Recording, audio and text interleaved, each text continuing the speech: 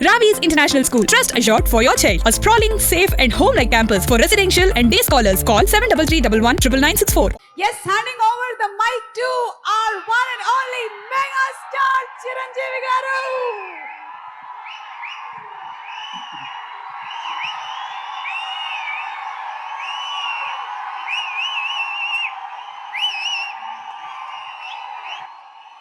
Thank you.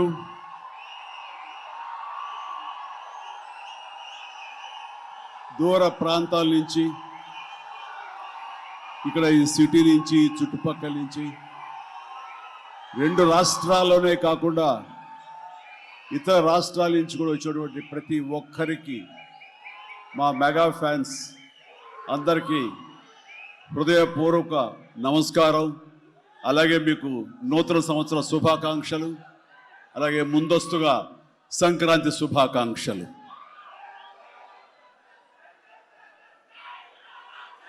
ఇక్కడ నా మిత్రుడు, సోదర సమానుడు, అత్యంత ఆప్తుడు వెంకీ ఆయనతో చేయటం అన్నది నాకు చాలా ఎక్సైటింగ్ ఉంది. దాని గురించి తర్వాత మాట్లాడతాను. ముందుగా ఏంది వెంకీ సంగతి అంటే అదిరిపోద్ది సంక్రాంతి అని. ఏంది బాసు సంగతి అంటే మనదే కదా సంక్రాంతి అని, ఎరగదిద్దాం సంక్రాంతి అని అంటాం. ఇక్కడ ఈ సందర్భంగా ప్రత్యేకించి మనదే కదా సంక్రాంతి, ఎరగదిద్దాం సంక్రాంతి అనేది కేవలం మన శంకర వరప్రసాద్ గారిదే కాదు. ఈ సంక్రాంతి మొత్తం మన తెలుగు పరిశ్రమది అవ్వాలని మనస్ఫూర్తిగా కోరుకుంటున్నాను. అందరికీ డార్లింగ్, ఇందా మన అనిల్ చెప్పినా, ఎవరు చెప్పినా, ప్రభాస్ రాజా సాబ్ కానీ, అన్నయ్య అంటూ ఆప్యాయంగా పిలిచే నా తమ్ముడు రవితేజ సినిమా కానీ, అలాగే మా ఇంట్లో సరదాగా తిరుగుతూ చిన్నప్పటి నుంచి పెరిగినటువంటి శర్వానంద్, నారి నడుమ మురారి కానీ, నాకు గురువుగా నన్ను భావిస్తూ నా శిష్యుడిగా ఉన్న నవీన్ పోలిశెట్టి, వీళ్ళందరి సినిమాలు కూడాను ఈ సంక్రాంతికి సూపర్ హిట్ అవ్వాలని, తద్వారా వాళ్ళకి విజయం లభించడమే కాదు, తెలుగు సినిమా పరిశ్రమకు, నిర్మాతలకు, బయ్యర్లకి వీళ్ళందరూ కూడా సుభిక్షంగా ఉన్నప్పుడే అదే నిజమైన సంక్రాంతి.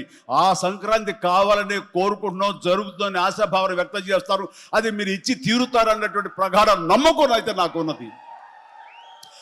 ఈ 2026 సంక్రాంతి తెలుగు పరిశ్రమ మర్చిపోకూడదు. అలాంటి సంక్రాంతి మీరు మాకు ఇవ్వాలి. ఎందుకంటే ఇక్కడ ప్రతి cinema comedy genre, family genre తోటి, ఎంటర్టైన్మెంట్ జోనర్ తోటి పర్ఫెక్ట్ సంక్రాంతికి వచ్చే సినిమాలు ఇవన్నీ, సంక్రాంతి నచ్చే సినిమాలు ఇవన్నీ. కాబట్టి ఈ సంక్రాంతి అన్ని సినిమాలు బాగా ఆడతాయి అనుకుంటున్నాను. ఆడేలా చేసే బాధ్యత మీది. దయచేసి అన్న సినిమాల్ని థియేటర్కి వెళ్ళే చూడండి, థియేటర్లోనే ఆస్వాదించండి, అలాగే మీరు ఆశీర్వదించండి కూడా. ఆల్ రైట్, ఇక అది ఆ పక్కన పెడితే, చాలా కాలం క్రితం మా దర్శకేంద్రుడు రాఘవేంద్ర గారు ఎప్పుడో మాట్లాడుతుండేవారు, బాబాయ్ నీకు అనిల్ రావుపూడి సినిమాలు ఎన్ని చూసావో తెలియదు కానీ అతని కామెడీ టైమింగ్ కానివ్వండి, అతను హుషారు కానివ్వండి, చూస్తుంటే నాకు మళ్ళీ మీతోటి అతను చేయగలిగితే ఆ ఇద్దరి కాంబినేషన్లో వచ్చేటటువంటి సినిమా అసలు వేరే లెవెల్లో ఉంటుంది. ఐ విష్ మీరు త్వరగా చేయాలని, కలవాలని నేను కోరుకుంటున్నాను. అది ఎప్పుడు వస్తుందో ఏంటో తెలియదు. ఎన్నో సంవత్సరాల క్రితం అన్నారు, కానీ సరిగ్గా ఈ సంవత్సరం బిగినింగ్లోనే ఆయన చేతుల మీదగానే క్లాప్ కొట్టి ఈ సినిమా ప్రారంభించారు. అది ఆయన మనసులో మాట, ఇది పెద్ద సూపర్ హిట్ అవ్వాలి అని చెప్పేసి. ఎందుకంటే ఆయన కామెడీ లైక్ చేస్తారు. ఆయన సినిమాల్లో ఘరానా మొగుడు ఎంత విజయం సాధించిందో అలాంటి విజయం సాధించాలి ఈ సినిమా అంటూ ఆయన ఎన్నోసార్లు నాతో చెప్పుకుంటూ వచ్చారు. ఎన్నోసార్లు సెట్కి రావాలన్న పిలవేయడం కూడా మరి అడిగారు, మనమే పిలవలేదు. ఆయన ఎవరైనా హీరోయిన్లు ఉన్నప్పుడు మాత్రం వస్తానే, ఏదైనా హుషారుగా వస్తుంది అంటుంటారు ఆయన. అది కుదరలేదు ఎందుకో. బట్ ఏమైనా సరే ఈ సినిమా కథ కుదిరింది అని సంక్రాంతికి వస్తున్నాం తర్వాత అనిల్ రావుపూడి నా దగ్గరకు వచ్చి కథాంశం చెప్పినప్పుడు చాలా బాగుంది, ఫ్యామిలీ టచ్ ఉంది, సెంటిమెంట్ ఉంది, చిన్నపిల్లలతో నాకు అటాచ్మెంట్ ఉంది, చాలా హృదయంగా ఉంది, హార్ట్ టచింగ్ సీన్స్ ఉన్నాయి. ఇలాంటి సినిమాకి ఆ కామెడీ జోనర్ సినిమా కలిస్తే కనుక నీ స్టైల్లో చాలా బాగుంటుంది. నాది ఒక ఎస్పీజీ క్యారెక్టర్ కాబట్టి ఇది నేను కొంచెం వైవిధ్యంగా డిఫరెంట్గా చేస్తే కనుక డెఫినెట్లీ బాగుంటుంది. డిజైన్ చేద్దామంటే అస్సలు వైవిధ్యం వద్దండి. మీరు ఏ సినిమాలు అయితే గతంలో చేశారో, ఏ దొంగ మొగుడు, ఘరణ మొగుడు, రౌడీ అల్లుడు, అన్నయ్య, ఇలాంటి సినిమాలు ఏవైతే ఉన్నాయో, ఇది చంటబ్బాయి, నాకు అలా ఉంటే చాలు. ఎందుకంటే అలాంటివి అప్పట్లో జనం చూశారు, వాళ్ళందరూ ఇప్పుడు చాలా పెద్దవాళ్ళు అయిపోయారు, వాళ్ళకి అది గత స్మృతులు, చాలా తీపి జ్ఞాపకాలు. ఇప్పుడున్న జనరేషన్ మీరు అవి ఎలా చేస్తారో కూడా వాళ్ళకి వాళ్ళకి ఏమీ తెలియకపోవచ్చు. కానీ అది ఇది తెలిసిన మధ్యలో పుట్టి మాలాంటి వాళ్ళం అది మళ్ళీ ఈ జనరేషన్ గుర్తు చేసి మీరంటే ఏమిటో తెలియచెప్పాలన్న నా ప్రయత్నానికి మీరు చెయ్యాలి. ఆ విధంగా నేను అన్నందుకు ఐ థింక్ ఓకే ఇంకా అలా చేయటం అంటే కనుక అది నా కేక్ ఒకటే. మీతో అలా చూడాలి నా కోరిక అంటూ ఎప్పుడెప్పుడు సినిమాల్లో ఏవేవి సీన్స్ ఉన్నాయో అవన్నీ కూడా పొందుపరిచి ఒక క్యాప్సూల్లా చేసి ఆయన దాన్ని ఫోన్లో పెట్టుకునేవారు. ఏదైనా ఒక సీన్ ఉంటే కనుక ఈ సీన్ని ఈ సినిమాలో ఉన్న ఈ కామెడీ టైమింగ్తో దీన్ని కన్సీవ్ చేశాను, అలా మీరు చెయ్యాలని.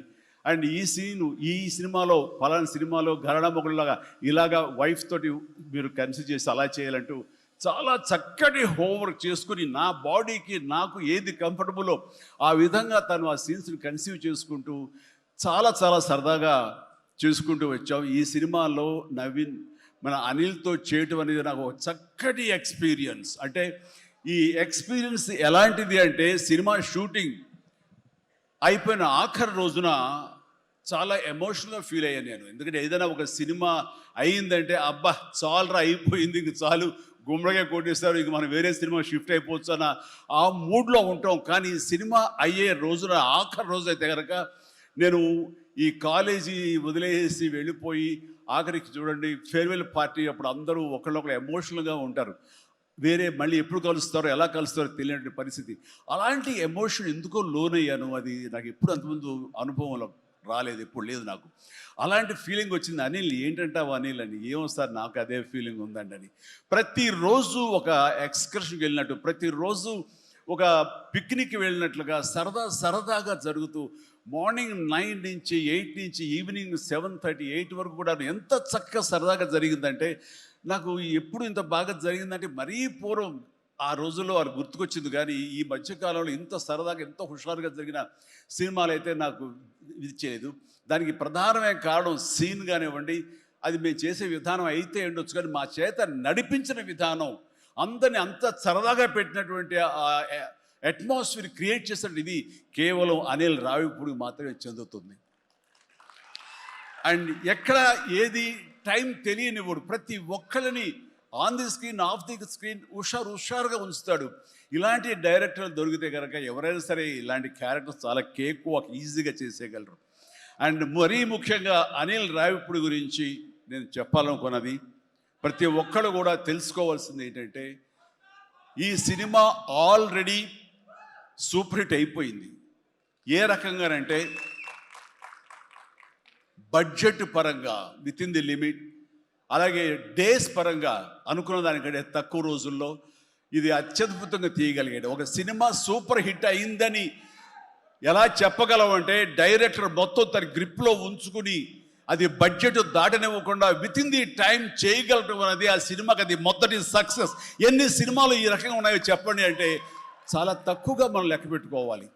ఆ రకంగా ఇది మొదటి విజయం సాధించింది. రెండో విజయం రేపు 12వ తారీఖున ప్రజల ముందు మీరు నిర్ణయిస్తారు ఎంత ఘన విజయం మీరు మాకు ఇస్తారు అన్నది.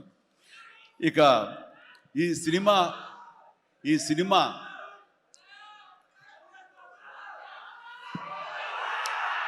ఓకే,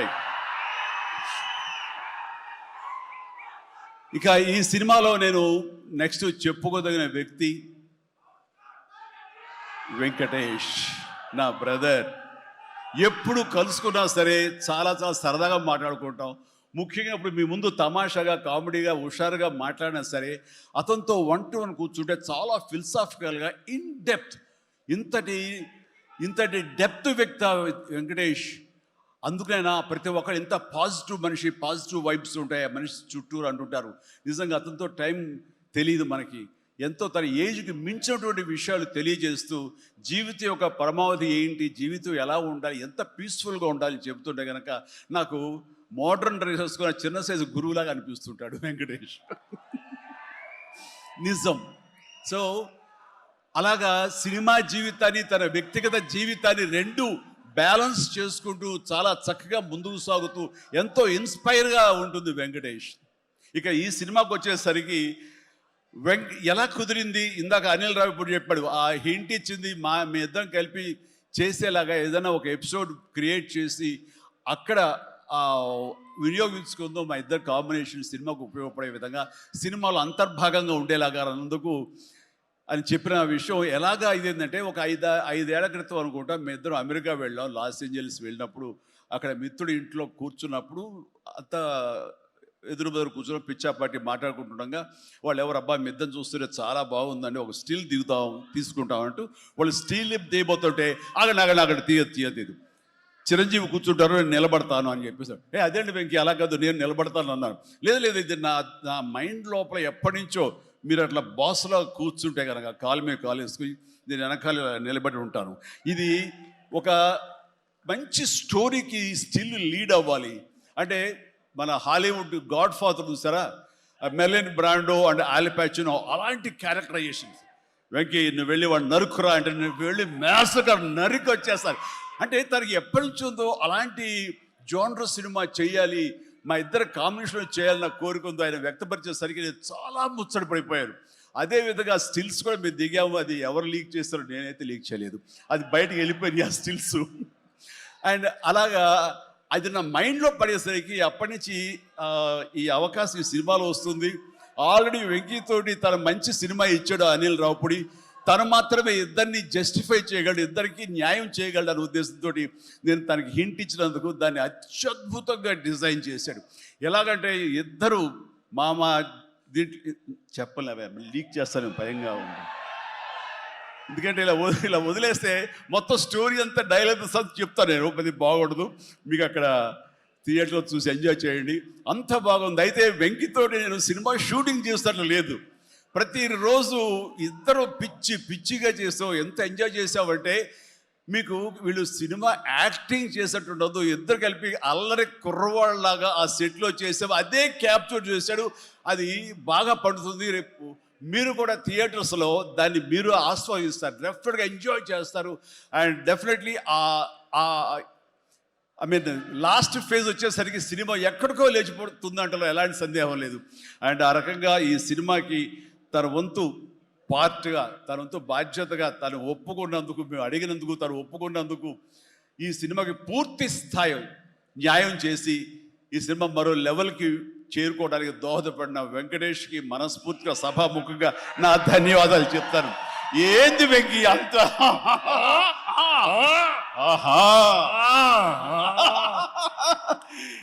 ఇదే సరదా. అండ్ నేను చాలా చెప్పను, కానీ సినిమా చూస్తే కనుక నేను ఎంత చెప్పినా సరే తక్కువే అవుతుంది, మీరు ఎంత ఊహించుకున్నా సరే అది తక్కువే అవుతుంది. సినిమా చూడండి, మేము చేసినటువంటి 18 రోజులు అనుకుంటా చేశారు వెంకీ. ఈ 18 రోజుల్లో ఒక 7-8 రోజులు సీన్స్, ఒక 5 రోజులు 6 రోజులు సాంగ్, ఇంకా 2 days చిన్న ప్యాచ్ వర్క్. ఈ రోజుల్లో ప్రతిదీ ఎంత అంటే ఎంజాయ్ చేశారు, ఇది షూటింగ్ చేసినట్టు అనిపించట్లేదు. ప్రతి సినిమా ఇలాగే ఉంటే ఎంత బాగుంటుందా అని అనిపిస్తుంది నాకు. అందుకని మనస్ఫూర్తిగా సభాముఖంగా అందరి సమక్షంలో వెంకటేష్కి ఇది మన ఇద్దరి మధ్య ధన్యవాదాలు తెలియజేస్తూ, ఇది మచ్చు తురక. ఇందాక అనిల్ రావిపూడి అడిగినట్లుగా ఈ కాంబినేషన్ ఫుల్ ఫ్లెడ్జ్డ్గా ఎప్పుడు దొరుకుతుందంటే వెంకీ నేను రెడీ. అండ్ అనిల్ రావిపూడి ఎవరో ఎందుకు, ఈ అవకాశం నువ్వే తీసుకుని ఖచ్చితంగా నువ్వు స్టోరీ రాసుకో. మీ ఇద్దరం ఇదే ప్రాణం పెట్టి, ఇదే హుషారు పెట్టి, ఇదే గిలిగిద్దలతో మీకు సినిమా చేసి పెడతాం. కానివ్వండి, ఎప్పుడు వస్తుందో తెలియదు. తర్వాత అలాగే నయనతార ఈ సినిమాలో ఏం చేశాడో, ఎలా ఒప్పించాడో కానీ మన అనిల్ రావిపూడి అంతకుముందు 2 సినిమాలు చేశాను, తెలుగు గాడ్ ఫాదర్ కానివ్వండి, లేకపోతే సైరా కానివ్వండి.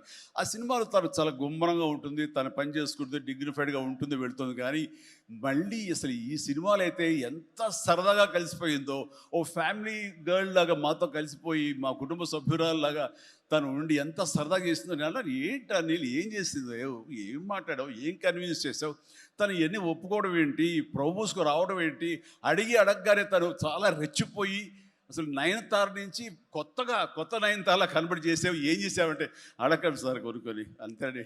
అంటే నా ఉద్దేశం అటు ఇటు తిరిగేదిరా. ఏం చేశాడో తెలియదు, కానీ డెఫినెట్లీ ఆ అమ్మాయి అంత ఇష్టపడుతుంది. అండ్ నయనతారని అంత ఇదిగా గుడ్ హ్యూమర్లో పెడతాడు, సరదా కబుర్లు చెప్తాడు. అండ్ తను పని చేసుకుని సీరియస్గా ఉండే మనిషి కాదు కాబట్టి వాళ్ళు కూడా అంత ఇదిగా లైక్ చేస్తారు. కాబట్టి తను ఏది అడిగినా వెంటనే ఎలాంటి ఇన్హిబిషన్ లేకుండా వాళ్ళు ఒప్పుకుంటారు. అదే జరిగింది, అంత గుడ్ హ్యూమర్లో పెట్టాడు కాబట్టి ఈ సినిమాకి ఆ అమ్మాయి యాడెడ్ అట్రాక్షన్ అయ్యింది. నయనతార ఇందులో కనిపించిన తీరు కానీ, తను చేసిన విధానం కానీ, ఆ సోఫిస్టికేషన్ యాక్టింగ్ కానీ, భారీగా తను నటించి మెప్పించింది. కానీ వావ్ బాగుంది. అంటే ఆ అమ్మాయే లేకపోయి ఉంటే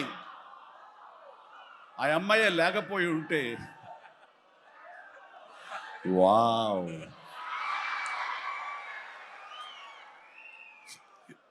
ఇది కూడా క్యాప్చర్ చేశాడు. ఈ వావ్ ఎక్కడొస్తో మీ సినిమా చూస్తే తెలుస్తుంది. లీక్ చేసేసాను. All right. సో ఆ అమ్మాయి నయనతార తోటి అంత బాగా చేయించాడు. మీ పక్కన మీకు ఎదురు నిలబడి మిమ్మల్ని ఎదుర్కొని ఎవరైనా ఒకళ్ళు నిలబడాలంటే ఎంత అనుకుంటున్నా, ఎంత ఫ్రెష్గా ఉండాలనుకుంటున్నా, వేరే వాళ్ళు ఉండాలనుకుంటున్నా అసలు నాకు తొయ్యట్లేదు, నాకు తట్టట్లేదు, కన్విన్స్ కాలేకపోతారు. ఖచ్చితంగా నయనతార ఉండి తీరాల్సిందేనండి, ఎంతైనా సరే ఎలాగైనా సరే అన్నాడు. ఆ అమ్మాయిని తీసుకొచ్చారు, ఒప్పించారు. ఆ అమ్మాయి కూడా అంతా కోఆపరేట్ చేసింది. అండ్ నయనతార ఇవాళ రాలేని పరిస్థితిలో ఉంది కాబట్టి thank you Nayanthara, thank you so much. ఇక ఈ సినిమాలో సచిన్ కేల్కర్ క్యారెక్టర్ యాక్టర్గా, అండ్ నాతో పాటు నా టీంలో చేసినటువంటి హర్షవర్ధన్, అలాగే అభినవ్, ఇతర నటీనటులు, అండ్ క్యాథరిన్ కూడా మా టీంలో ఒక పార్ట్ లాగా ఉండి తను చేసి చాలా ఒక నిండుదనం, గ్లామర్ తీసుకొచ్చింది. ఆ అమ్మాయి కూడా అందరికీ, ప్రతి ఒక్కరికి నా ముందస్తు శుభాకాంక్షలు తెలియజేస్తాను, అభినందనలు. ఇక ఈ సినిమాలో ప్రత్యేకంగా నేను చెప్పాల్సిన టెక్నీషియన్స్గా వస్తే, భీమ్స్ అత్యద్భుతమైన మ్యూజిక్ ఇచ్చాడు, వెరీ ఆర్గానిక్ మ్యూజిక్. కేవలం డ్రమ్స్ తోటో కీబోర్డులతోటో వాటితోటో దడదడలాడించకుండా చాలా శ్రావ్యంగా లిరిక్స్ మాత్రం వినిపించేలాగా ఒకనాటి విజయ సంస్థ వారి సినిమాలు ఉండేవి, అంతా హాయిగా హృద్యంగా ఒక గోదావరి పడవ ప్రయాణంలాగా ఉండేలాగా ఇచ్చాడు. అందుకని మీసాల పిల్లలో ఎలాంటి హడావుడి, ఎలాంటి మ్యూజిక్ గోళ ఏమి ఉండదు. కానీ ఆ ఇచ్చినటువంటి ఆ మ్యూజిక్, ఆ పాటకి లిరిక్స్ అర్థమయ్యేలాగా వినిపించి అందరూ చాలా ఆ శ్రావ్యాన్ని అందరూ ఆస్వాదించారు. కాబట్టి అది అంత పెద్ద మిలియన్స్ని, మోర్ దెన్ 100 మిలియన్స్ దాటి హిట్ ఇచ్చింది. అలాగే తర్వాత వచ్చిన సాంగ్ కానీ, ఇలా సాంగ్స్లో లిరిక్స్కి ఇచ్చే ఇంపార్టెన్స్ కానీ, ఆ ట్యూన్స్ కానివ్వండి, అన్నీ ఇస్తూ ఇంతవరకు నేను ఎప్పుడు చెయ్యనిది, ఇంతవరకు ఆ స్టైల్కి నేను పోనిది ఏదైనా ఉందంటే కానీ ర్యాప్ సాంగ్, ఇందాక చూసిన సాంగ్ హుక్ స్టెప్ దాన్ని కంపోజ్ చేసినప్పుడు నాకు అనిపించింది, ఇది కొత్తగా అనిపించింది, చాలా బాగుందని. అండ్ ఇప్పుడున్నటువంటి ఈ థియేటర్ పల్స్ చూస్తుంటే ఈ సినిమా, ఆ సాంగ్ మాత్రం ఐ థింక్ టోటల్గా హైలైట్ అయిపోతే రేపు థియేటర్లో అనుకుంటున్నాను. అది వెరీ గుడ్. ఎందుకంటే ఆ సాంగ్ విన్న తర్వాత, ఆ సాంగ్ వింటుండగా ఎదురుగా ఉన్న వెంకటేష్ ఆపుకోలేక డ్యాన్స్ చేశారంటే అదే చాలు. ఇక ప్రతి ఒక్కడు అదే స్ఫూర్తితోటి ప్రతి ఈ సినిమాని, ఈ సాంగ్ని ఆస్వాదిస్తారు. అలాగా సాంగ్స్గా అన్నీ అత్యద్భుతంగా ఇచ్చినటువంటి మన భీమ్స్కి ప్రత్యేకించి, ఆ తర్వాత ప్రతి ఒక్కరు చిరంజీవిడి ఇంత గ్లామర్గా ఉన్నాడు, చిరంజీవిడి ఇంత ట్రిమ్గా ఉన్నాడు, ఇంత ఇదిగా ఉన్నాడు, ఎలా తగ్గాడు. నా వ్యక్తిగతంగా నేను చేసిన ప్రయత్నాలు పక్కన పెడితే తెర మీద అంత బాగా కనపడడానికి ప్రత్యేకించి మా డిఓపి, మా కెమెరామెన్ మన సమీర్ రెడ్డి చాలా చాలా బాగా చేశాడు. అండ్ సమీర్ రెడ్డితో వచ్చిన ఒక్క చిన్న గొడవ ఏంటంటేనండి, ఒక నిమిషం గ్యాప్ ఇవ్వడు, కూర్చుని కాఫీ తాగుతాం కదా అని ఇచ్చేలోగా మళ్ళీ షార్ట్ రెడీ అంటాడు. ఇంక అతనితోటి బహుశా అలా గనక అందరూ ఉండగలిగితే సినిమాలు 100 రోజులు దాటకుండానే ఫినిష్ చేయొచ్చు. అంతటి ఫాస్టెస్ట్ కెమెరామెన్ మా శరత్. అతను ఉన్నాడు కాబట్టి ఈ సినిమా 80-85 రోజుల్లో ఫినిష్ అయ్యింది. కాబట్టి ఆ credit goes to Sameer Reddy. ఇంత ఫాస్ట్గా అయినందుకు, విత్ ఇన్ ద బడ్జెట్ అయినందుకు, ఖర్చు కూడా చాలా తక్కువ. ఇలాంటి కెమెరామెన్ను మిగతా అందరూ అలా ఉండగలిగితే కనుక చాలామంది ప్రొడ్యూసర్స్కి ఖర్చు తగ్గుతుంది. అండ్ అట్లాగే ఇక సమీర్, థ్యాంక్ యూ సమీర్. అందరూ బయట పొగుడుతుంటే కనుక నేను మనసులో నిన్ను పొగుడుకున్నాను. కాబట్టి థ్యాంక్ యూ సో మచ్ ఇంత గ్లామర్గా చూపించినందుకు. ఇక ప్రకాష్, మా ప్రొడక్షన్ డిజైనర్ ప్రకాష్ చాలా చక్కగా చూపించాడు. అండ్ తమ్మిరాజు గారు, అలాగే వీళ్ళన్నీ ఒక పక్కన ఉంటే కనుక అహర్నిశలు అంటే డే 1 నుంచి ఈవెల్ట్ వరకు కూడాను మన అనిల్ రావుపూడి స్టోరీ టీమ్, సాయి, నారాయణ, ఇంకా రాజేష్, ఇలాగ వీళ్ళందరూ ఉన్నారు. వాళ్ళ పేరు పేరున నేను వాళ్ళు పడ్డ కష్టాన్ని కానీ, వాళ్ళు తీసుకున్న శ్రద్ధాశక్తులు కానీ హృదయపూర్వకంగా నాకు సంతోషాన్ని, అభినందనలు, ధన్యవాదాలను తెలియజేస్తాను. వాళ్ళు అంత ఇదిగా ఉన్నారు. ఇక్కడ అనిల్ రావుపూడి గురించి ఇంకొక విషయం నేను చెప్పాలండి. ఏంటంటే అందరం సినిమా తీస్తూ ప్రేమించాలి. సినిమాని ప్రేమిస్తేనే మన యొక్క ఎఫర్ట్స్ తోటే సినిమాని ఆద్యంతం చాలా అద్భుతంగా తీయగలం మనం. అయితే సినిమా తీస్తున్నంతసేపు ఎంత ప్రేమిస్తాడో, ఎంత ఇష్టపడతాడో, ఎంత ఎంజాయ్ చేస్తాడో, అంత బాగా మన నుంచి యాక్టింగ్ రాబడతాడో, అంతకంతా సినిమా పూర్తయిన తర్వాత కేవలం దానికి బాగుందా లేదా అని మళ్ళీ ఒకసారి తనుగా సమీక్షించుకున్నప్పుడు ప్రతిపక్ష నేత అయిపోతాడు. ఎదురు వెళ్ళిపోయి ఈ సినిమా ఎందుకు చూడాలి, ఈ సీన్ ఎందుకు వాళ్ళు ఎంజాయ్ చేయాలి, ఈ సీన్ ఎందుకు ఇంత ఇదైంది, ఇంత లెంగ్త్ అవసరమా అని దాని మీద దాన్ని ఏమాత్రం ప్రేమించకుండా చాలా కఠినంగా ఎక్కడ లెంగ్త్లు ఎక్కువైనా సరే అన్నీ కూడా తీసేసి దాన్ని క్రిస్ప్ చేయడానికి కానీ, ఆ సినిమా ఎంతవరకు అలరిస్తుందో అలరించేందుకు కానీ అన్ని రకాల ప్రయత్నాలు చేస్తాను. నాకు నచ్చింది అది. ఎందుకంటే నిన్న మొన్న వచ్చి ఒక మెయిన్ ఎపిసోడ్ ఏదో లేపేసావు, లేదు లేపేసావు అని అడిగాను. లేదు, అది కథకి అడ్డొస్తుంది, స్టోరీ నెరేషన్గా అడ్డుపడుతుంది కాబట్టి తీసేసారన్నాడు. అలా తీయాలంటే గట్స్ కావాలి. ఎంత కొంత అన్ని రోజులు ఎఫర్ట్ చేసాము, అది అవసరమా, అది వాళ్ళు తీసేసి ఏమనుకుంటారు, ఎలాంటి ఇది లేకుండా ఖచ్చితంగా నిష్కర్షగా దాన్ని తీసి అవతల పడేసాడు. దానివల్ల సినిమా పేస్ పెరిగిపోతుంది, సినిమా పరిగెడుతుంది, అండ్ ఎక్కడ ఆగట్లేదు, ఆలోచింప చేసుకునే విధంగా ఉండదు, ఎంజాయ్ చేయడం తప్ప. ఆ రకంగా సినిమా ఎంత ప్రేమించి చేస్తామో ఆ తర్వాత అది ఫైనల్ వెర్షన్ బిఫోర్ ఆడియన్స్ దగ్గర వెళ్ళేటప్పుడు మనమే దాన్ని క్రిటిసైజ్ లాగా, క్రిటిక్ లాగా దాన్ని మనమే ప్రతిపక్ష హోదాలో ఉండి దాన్ని అన్ని రకాలుగా ట్రిమ్ చేసుకోగలిగితే అన్ని సినిమాలు చాలా బాగుంటాయని అనుకుంటున్నాను.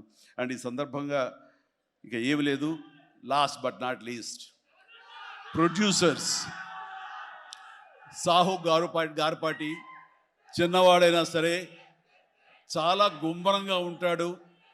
ఎంతసేపటికి ఆ వర్క్ మీద తన ఇన్పుట్స్ ఏమి ఇవ్వాలనే దాని మీద ఆ ప్రయత్నాలు చేసుకుంటూ చాలా క్వైట్గా ఉంటాడు. ఎక్కడ కూడా ఏ రోజు కూడా ఏంటిది, ఇది జాప్యం ఏంటి, లేట్ ఏంటి అనేది ఏమి లేకుండా అంత కంఫర్టబుల్గా మా అందరికీ ఏర్పాటు చేశారు. దానికి ఆయన ఎఫర్ట్స్ కానీ ఆయనకున్న ఆ లిటిల్ ఎక్స్పీరియన్స్లో తనకు ఉన్నదానికి దీనికి మనస్ఫూర్తిగా సాహు ప్రత్యేకించి నా హృదయపూర్వక ధన్యవాదాలు. మంచి ప్రొడ్యూసర్ని నాకు అందించినందుకు మీకు నా ధన్యవాదాలు తెలియజేస్తాను. అండ్ అలాగే ఇక నా బిడ్డ సుష్మిత, తను ఈ సినిమా నేను చెయ్యాలి, ఈ పరిశ్రమ రావాలి అనుకున్నప్పుడు ఈ పరిశ్రమ ఖచ్చితంగా ఆదరిస్తుంది అని అనుకున్నప్పుడు ఒకటి మీరు కష్టపడి పనిచేస్తే కనుక ఇక్కడ రిజల్ట్ బాగుంటుంది, ఇక్కడ ఖచ్చితంగా మీకు ఆదరణ లభిస్తుంది, మీరు సక్సెస్ అవుతారని చెప్పినప్పుడు కష్టం అనేది నేను చిన్నప్పుడు ఇంట్లో చూశాను. అలాంటి నేను కష్టపడడానికి ఏమాత్రం నెరవను, ఏమాత్రం బెదరను, ఖచ్చితంగా చేస్తానంటూ ఈ సినిమా తనతోటి చెయ్యమ్మా, ఇద్దరు కలిపి చాలా మంచి కాంబినేషన్ అవుతుంది అనుకున్నప్పుడు ఆ సాహు గారు తను బెస్ట్ కాంబినేషన్లో ఈ సినిమాని చేసి ఈ సినిమాలో ఒకసారి అయ్యో ఎందుకు ఇంత కష్టపడుతుంది, ఇంత కష్టం అవసరమా నాకు అనిపిస్తుంది తండ్రిగా. కానీ ఒక బిడ్డగా కేవలం ప్రొడ్యూసర్గా నేను మా నాన్నని, మా హీరోని నేను ఇంప్రెస్ చేయాలి, ఆయన ద బెస్ట్ నేను ఇవ్వాలి ఈ సినిమా అంటూ తను కూడా ఈ సినిమాలో ఒక మామూలు టెక్నీషియన్ లాగా, ఒక మామూలు ప్రొడ్యూసర్ లాగా తనంత కష్టపడి చేసింది. నేను ఒకటే సంతోషిస్తాను, తనకి అన్ని విధాలుగా అన్ని కంఫర్ట్స్ ఉన్నాయి, అన్ని రకాలుగాను తను ఈ సినిమాలు చేయాల్సిన అవసరం లేదు. తన ఫ్యామిలీని చూసుకుంటుంటే కనుక గడిచిపోతుంది ఈ జీవితం అంతా. కానీ అలా కాదు, నేనేదో సాధించాలి, నువ్వు సాధించి చూపించావు, లైఫ్లో ఎంతోమంది మార్గదర్శకంగా ఉన్నావు, అలాంటి నిన్ను ఆదర్శంగా తీసుకుని మేము ప్రూవ్ చేయాలి అనే దాంట్లో ఉంది. అండ్ అలా చేస్తూ ఈ రోజున ఈ సినిమా డెఫినెట్లీ హిట్ అవుతుంది. ఇలాంటి గర్వకారణమైన సినిమాని తండ్రిగా నాకు గిఫ్ట్ ఇచ్చినట్టుగా తను భావిస్తుంది. ఆ సంతోషం తను పొందుతున్నాను నాకు తెలుసు. అండ్ అలాగే కాకుండా ఈ రోజున ఈ పరిశ్రమలో నాకు చేదోడు వాదోడుగా ఉంటూ, నాకు భుజం కాస్తూ, అన్ని రకాలుగా నాకు అండదండలు అందిస్తూ, నాకు మరో బిడ్డ ఈ అనిపిస్తూ, అండ్ ఇంటికి పెద్దదైనందుకు ఆ పెద్దరికాన్ని తను సొంతం చేసుకుంటూ నాకు అన్ని విధాలుగా చేదోడు వాదోడుగా ఉంది. అది థ్యాంక్ యూ పాప. అందరి ముందు ఇటు పక్కన అమ్మా, ఇటు పక్కన ఉంది. ఇది రామ్ చరణ్తో పాటు నాకు మరొక బిడ్డ. అలాగే మా చిన్న పాప కూడా అక్కడ టీవీ చూస్తుంటేమో. థ్యాంక్ యూ నాన్న. ప్లీజ్ ఇదే రకంగా ఉండండి, ఇదే కష్టాన్ని నమ్ముకోండి. ఖచ్చితంగా భగవంతుడు మీకు ఆశీస్సులు అందజేసి ఇలాంటి విజన్ ఇస్తాడు. అండ్ మేము ఎంత ఇచ్చామన్నది కాదు పాప, మీరు ఎంత సాధించుకున్నారు అనేది నాకు మరింత గర్వంగా అనిపిస్తుంది. నువ్వు ఆ దిశగా వెళ్తావు. All the very best. ఆ తర్వాత ఇక్కడ చాలా దూరం నుంచి వచ్చారు. మీరందరూ కూడా చాలా జాగ్రత్తగా వెళ్ళండి. మీ తల్లిదండ్రులు అందరూ కూడాను మిమ్మల్ని చూసి ఆనందపడాలి. మీ యొక్క సుదీర్ఘమైన జీవితాన్ని చూసి వాళ్ళు ముచ్చటపడాలి. అండ్ ప్రతి వాళ్ళు ఏదైనా సాధించాలనే ఒక దీంతో ఉండాలి. కాబట్టి నాకు తెలుసు నా అభిమానులు ఎప్పుడు కూడా నన్ను ఇన్స్పిరేషన్గా తీసుకుని మీరు అభివృద్ధిలోకి వస్తారని తెలుసు. And thank you. ఇదే అభిమానం, ప్రేమ మీరు నా మీద ఎప్పుడు చూపించాలి. Thank you so much. I love you all.